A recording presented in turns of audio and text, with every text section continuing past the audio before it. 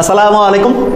মোবাইলের একটা নোটিফিকেশন কেউ যদি একবার চেক করার পরে সে মোবাইলটা বন্ধ করলো, এরপরে সে পড়াশোনা করলো, ওই যে নোটিফিকেশনটা সে যে চেক করেছে সেই সময় যে ইনফরমেশনটা তার মস্তিষ্কে গিয়েছে সেই ইনফরমেশনের রেশ মস্তিষ্কে প্রায় 23 মিনিট পর্যন্ত থাকে গড়পড়তা।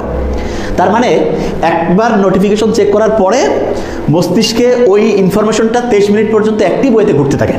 এটাকে এক্সাম্পল হিসেবে যদি বোঝানো যায় যে একটা সিলিং ফ্যান চলছে, কেউ ফ্যানের সুইচ অফ করে দিল, ফ্যানের সুইচ অফ করার পরেও কিন্তু বেশ কিছু সময় ফ্যানটা ঘুরতে থাকে। ঠিক তেমনি করে নোটিফিকেশন চেক করলে সেই নোটিফিকেশনের তথ্যটা মস্তিষ্কে 23 মিনিটের মতো ঘুরতে থাকে এবং সেই সময়ে পড়ার মধ্যে যদি আমরা মনোনিবেশ করার চেষ্টাও করি, পড়ার মধ্যে আমাদের যে একটা ফ্লো স্টেট সেটা আর আসে না।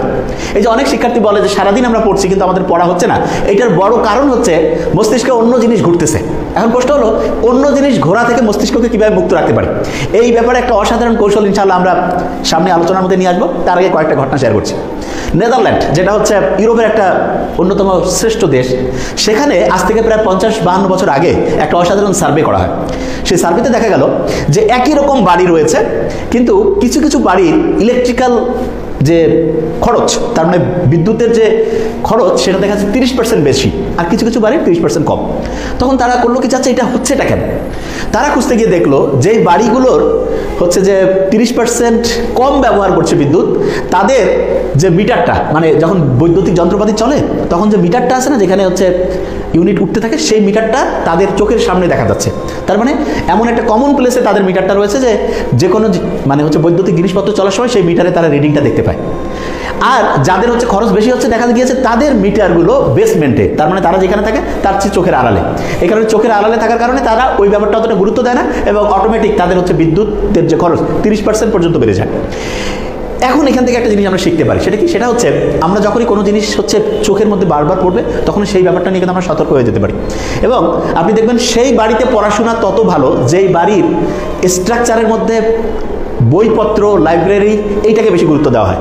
তার মানে একটা বাড়ির কাঠামোর মধ্যে বাড়িটা যেই মানেরই হোক, সেই বাড়িতে যদি পড়াকে গুরুত্ব দেওয়া হয়, বইপত্রকে যদি গুরুত্ব দেওয়া হয়, তাহলে দেখা যাবে ওই বাড়িতে অটোমেটিক পড়া কেন্দ্রিক ভাবনা চিন্তা ভালো হবে এবং সেই বাড়ির যে ছেলে মেয়ে থেকে শুরু করে অন্যরা রয়েছে তারা ভালো করবে। আর অনেকের মাথায় আসতে পারে এটা আসলেই সত্যি, এটা সত্যি কিনা সেটা জানতে গেলে আরেকটা ঘটনা আপনাদের নিয়ে যাই। সেটি হচ্ছে এটা হাঙ্গেরির একটা ঘটনা। কি ঘটনা? হাঙ্গেরির এক মহিলা টিচার, উনি অনেকগুলো চিঠি পাচ্ছিল। তা সেই চিঠি যেই মানুষের কাছ থেকে উনি পাচ্ছিলেন তাকে উনি ঠিকভাবে চিনতেন না, কিন্তু সেই চিঠির একটা স্পেশাল হচ্ছে যে সামারি ছিল। সেই সামারিটা কি, যে এই মানুষটা চিঠি লিখছে তিনি বলছেন যে আমি বিশ্বাস করি জিনিয়াস এটা জন্মগ্রহণ করে ব্যাপারটা মোটেই এরকম নয়, বরং কন্টিনিউয়াস প্র্যাকটিস এবং এনভায়রনমেন্টের মাধ্যমে যে কাউকে জিনিয়াসের লেভেলে পৌঁছানো যেতে পারে।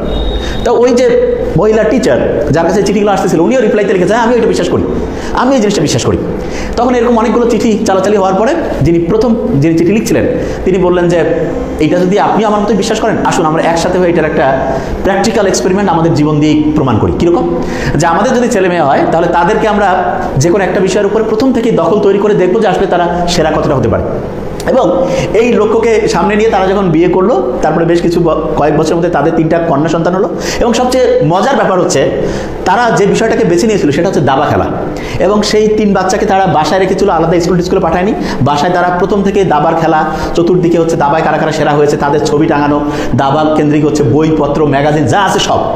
প্রথম যে বাচ্চা মাত্র 3-4 বছরে সে বড়দেরকে হারানো শুরু করে দিল। তারপরের যে মেয়েটা সে দেখা গেল কয়েক বছরের মধ্যে গ্র্যান্ড মাস্টার হয়ে গেছে।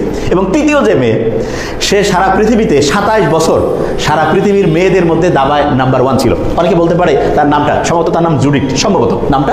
তার মানে হচ্ছে তারা তাদের জীবন দিয়ে প্রমাণ করেছে যে স্পেশাল এনভায়রনমেন্ট এবং ছোটোবেলা থেকে যদি তাদেরকে মনিটরিং করা যায় তাহলে যে কোনো বিষয়ে যে কেউ সেরা হতে পারে। সামান্য কিছু পার্থক্য হতে পারে কিন্তু মোটামুটি একটা লেভেলে যেতেই পারে। এখন যে জায়গায় আমরা ছিলাম মোস্ট ইম্পর্টেন্ট, যে একটা স্টুডেন্ট সে পড়ছে কিন্তু তার আউটপুটটা ভালো হচ্ছে না। এর সবচেয়ে বড় কারণের মধ্যে একটা হচ্ছে সে প্রতি ঘন্টায় যদি 3-4 বার করেও জাস্ট মোবাইলের নোটিফিকেশন চেক করে, তাহলে একবার নোটিফিকেশন চেক করলে 23 মিনিট তার মস্তিষ্ক ঠিকভাবে ফোকাসড হতে পারে না। এবং মস্তিষ্ক যদি ঠিকভাবে ফোকাসড হয় তখন মস্তিষ্কের একটা স্টেট তৈরি হয় যার নাম ফ্লো স্টেট। ফ্লো স্টেটে 5টা নিউরো ট্রান্সমিটার কাজ করে, যেটাকে বলি আমরা সেন্ডার। এস হচ্ছে সেরোটোনিন, তারপরে হচ্ছে ইতে হচ্ছে এন্ডরফিন। আচ্ছা, এই সেরোটোনিনটা কি? এটা প্রধানত সানলাইটে পাওয়া যায়। এই জন্য আপনার ছেলে মেয়ে থেকে শুরু করে যারা আছে তাদেরকে রেগুলার চেষ্টা করবেন একটু সানলাইটের মধ্যে দিতে, ঠিক আছে? তবে হ্যাঁ, সানলাইটের কারণে আবার অনেক সময় মাইগ্রেনের সমস্যা হয়, সেটা অন্য ব্যাপার, তাহলে তাকে নিয়ন্ত্রণ করতে হবে অন্যভাবে। এন্ডরফিন এটা এক্সারসাইজ এবং স্মাইলিং, হাসলে এবং হচ্ছে হাসি খুশি থাকলে দেখা যায় এন্ডোরফিন ক্ষরণ হয়, মস্তিষ্কে তখন ফ্লো স্টেট তৈরি হয়। এরপরে হচ্ছে নরএপিনেফ্রিন, এটাও হচ্ছে ফ্লো স্টেট তৈরিতে হেল্প করে। ডি হচ্ছে ডোপামিন। আচ্ছা, ডোপামিন আমরা দুইভাবে পেতে পারি, একটা হচ্ছে খারাপ উপায়, একটা ভালো উপায়। খারাপ উপায় কীরকম? কেউ মোবাইলে খালি গেম খেলে ডোপামিন তৈরি করছে, মোবাইলে শুধু হচ্ছে যে ফেসবুকিং করে, তাহলে এই ডোপামিন ক্ষরণ হয়ে তার কি জীবনের কোনো উন্নতি হবে? হবে না। বরং সে যদি যে কোনো ধর্মীয় কাজের মাধ্যমে যদি সে ডোপামিন ক্ষরণ করে, তাহলে তার ধর্ম দিক থেকে উন্নতি হলো এবং তার হচ্ছে এই পৃথিবীর যে কল্যাণ সেটাও সে পাবে। কীরকম? দেখবেন যে যারা নামাজ পড়ে তারা আজান হওয়ার পরে নির্দিষ্ট সময়ের মধ্যে নামাজ না পড়লে তাদের ভালো লাগে না, আর নামাজ পড়ার পরে ভালো লাগে। তার মানে কি, ওই যখন নামাজ পড়লো, নামাজ পড়ার পরে তার ডোপামিন ক্ষরণ হলো, তার মধ্যে একটা ভালো লাগার অনুভূতি আসলো। এবং খেয়াল রাখতে হবে, কিছু কাজ আছে যেগুলো হাই ডোপামিন রিলিজ করে, যেগুলো বেশিরভাগ হচ্ছে ইসলামে নিষিদ্ধ, যেমন মদ পান, তারপর হচ্ছে ড্রাগ এডিকশন, এরপরে জুয়া খেলা। এগুলোর মাধ্যমে দেখবেন অনেকে ঘন্টার পর ঘন্টা, রাতের পর রাত, দিনের পর দিন কাটিয়ে দেয়, এবং সেগুলোর মাধ্যমে হাই ডোপামিন রিলিজ হয়। তখন আর লো ডোপামিন রিলিজ যেগুলো কাজে, সেগুলো তার ভালো লাগে না। কিন্তু খুব ইন্টারেস্টিং জিনিস, কিছু খাবার আছে না, খেতে সুস্বাদু নয় কিন্তু শরীরের জন্য খুব উপকার, ঠিক তেমনি করে লো ডোপামিন রিলিজ যেগুলো হয়, কীরকম? যেমন পড়াশোনা করলে লো ডোপামিন, এগুলো যে কেউ চাবে না। কিন্তু কেউ যদি প্রথমে সকালবেলা উঠে পড়া শুরু করে দেয়, তখন ওই লো ডোপামিনটাই আস্তে আস্তে তার জন্য এমনটা ইফেক্টিভ হবে যে প্রত্যেকদিন সকালে নির্দিষ্ট সময় না পড়লে তাকে ভালো লাগবে না। কেউ যদি এরকম হয় যে তার লেখার অভ্যাস রয়েছে, প্রত্যেক দিন যদি অল্প অল্প করে সে লেখার মধ্যে প্র্যাকটিস করে, তাহলে দেখা যাবে ওইটার মাধ্যমে তার ডোপামিন রিলিজ হবে, তার ভালো লাগবে। তাহলে ডোপামিন আমরা ভালো কাজের মাধ্যমে যদি রিলিজ করতে পারি, খুবই অসাধারণ। আর এতে হচ্ছে অ্যানান্ডামাইড, এই যে নিউরো ট্রান্সমিটারগুলো রয়েছে, এগুলো যদি মস্তিষ্কে একই সময় উৎপন্ন হয় তখন ফ্লো স্টেট হবে। কিন্তু ফ্লো স্টেট আসার ক্ষেত্রে তো একটা বিঘ্ন ঘটবে যদি কেউ একটা কি দেখে, নোটিফিকেশন চেক করে। একবার করলে 23 মিনিটের মধ্যে ফোকাসটা আসবে না। এখন রিসেন্ট যে স্ট্যাটিস্টিক, সেখানে দেখা যাচ্ছে একটা স্টুডেন্ট গড়পড়তা নাকি দিনে 150 থেকে 180 বার মোবাইলের নোটিফিকেশন চেক করে। তার মানে প্রতি ঘন্টায়, যদি ধরলাম সে 20 ঘন্টাও জেগে থাকে, তার মানে প্রতি ঘন্টায় সে 8 থেকে 10 বার, তাহলে তো তার কোনো টাইমিং ফোকাসড হচ্ছে না, এই কারণে পড়লেও পড়া মনে থাকছে না। আচ্ছা, এখন এইটা থেকে বাঁচার বুদ্ধি বলার আগে আরেকটু জিনিস একটু ক্লিয়ার করে ফেলি, সেটা খুব ইম্পর্টেন্ট। সেটি হচ্ছে আমাদের একটা জিনিস মাথায় রাখতে হবে যে আমাদের পড়ার ক্ষেত্রে 3টা জিনিস সবচেয়ে ইম্পর্টেন্ট, সবচেয়ে গুরুত্বপূর্ণ। তার মধ্যে প্রথম সেটা হচ্ছে ফুড। এবং ফুডের ক্ষেত্রে ওই ফুডগুলো আমাদের খেতে হবে যেগুলো আমাদের মস্তিষ্কের ক্ষমতাকে আল্লাহর মধ্যে বাড়িয়ে দিতে পারে। কীরকম? যেমন আমরা খেতে পারি লাউ, মাছ, বাদাম, এই টাইপের খাবারগুলো আমাদের মস্তিষ্কের কর্মদক্ষতা বাড়িয়ে দিতে পারে। এরপরে সবচেয়ে ইম্পর্টেন্ট হচ্ছে স্লিপ। এবং ঘুমানোর ক্ষেত্রে একই সময় ঘুমানো, একই সময় উঠা, তাহলে আমাদের জন্য খুব ভালো হবে। এবং মিনিমাম 7 ঘন্টা থেকে সর্বোচ্চ 9.5 ঘন্টা পর্যন্ত ঘুমানো। এর বেশি ঘুমালে সমস্যা, 9.5 ঘন্টার বেশি না, 7-এর কম না ঘুমানোই ভালো। ঘুমালে হয় কি, মস্তিষ্কে পড়াগুলো শর্ট টার্ম থেকে লং টার্ম মেমোরি সেন্টারে রিজার্ভ হতে থাকবে। আচ্ছা, এখন একটা জিনিস বলে রাখি, সেটা হচ্ছে খাদ্য গেল, ঘুম গেল, আর একটা হচ্ছে এক্সারসাইজ। হাঁটলে হয় কি, নিউরনগুলো আছে না, কানেক্টিভিটি বাড়ে, তখন খুব ভালো লাগবে। ওকে, আচ্ছা, এখন যে জায়গায় আমরা ছিলাম, পড়াটাকে তাহলে মোবাইল ব্যবহারও করবো আবার পড়বো, তাহলে ভালো হতে পারে, এটার বুদ্ধিটা কি? এটা একটা সুন্দর বুদ্ধি আছে। সেই বুদ্ধিটা কি? একটা দিনকে আমরা 3টা ভাগে ভাগ করবো, একটা হচ্ছে এ, একটা হচ্ছে বি, একটা হচ্ছে সি। এ যেটা, এটা হচ্ছে অ্যাক্টিভ স্টেজ বা অ্যাক্টিভ সেশন। তার মানে এই সেশনটা শুরু হবে ভোর বা সকাল থেকে শুরু করে দুপুর 1টা পর্যন্ত, এবং এই সময় প্রত্যেক ঘন্টায় আমরা চেষ্টা করব 20 থেকে 30 মিনিট 40 মিনিট করে পড়তে, প্রত্যেক ঘন্টায়। এই সময় কোনো মোবাইলের ডিভাইস আমি ব্যবহার করবো না, কিচ্ছু না। আর বিতে হচ্ছে বিজি সেশন। এইটা শুরু হবে কখন? এইটা শুরু হবে নর্মালি দুপুর 2টা থেকে শুরু করে সন্ধ্যা 7টা।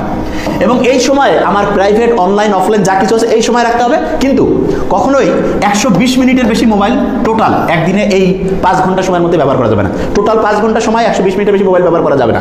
এবং গার্ডিয়ানদেরকে বলবো, লম্বা সময় 2.5 ঘন্টা, 3 ঘন্টা, 4 ঘন্টা যদি সে ক্লাসই করে, তাহলে সে পড়বে কখন? তার মস্তিষ্কের মধ্যে স্ট্রেনিং চলে আসবে, মানে চোখের মধ্যে, মস্তিষ্কের মধ্যে একটা খারাপ কন্ডিশন তৈরি হয়ে যাবে, পড়া খেয়ালও থাকবে না, আস্তে আস্তে ডিপ্রেশনে চলে যাবে এবং রাতে ঘুমও হবে না। এখন এই টাইমটার মধ্যে সে অনলাইন, অফলাইন, প্রাইভেট সব কিছু করবে। আর এই সিটে যেটা আছে না, এটা হচ্ছে ক্লারিটি মানে সারাদিনে সে কী কী পড়েছে সেটার উপরে 7:15 থেকে শুরু করে 9:30 পর্যন্ত সে রিভিশন দেবে এবং রাতে ঘুমাবে। তার মানে মোবাইলটা একটা সুনির্দিষ্ট টাইম, শুধু এই দুপুর 2টা থেকে সন্ধ্যা 7টার মধ্যে ব্যবহার করবে।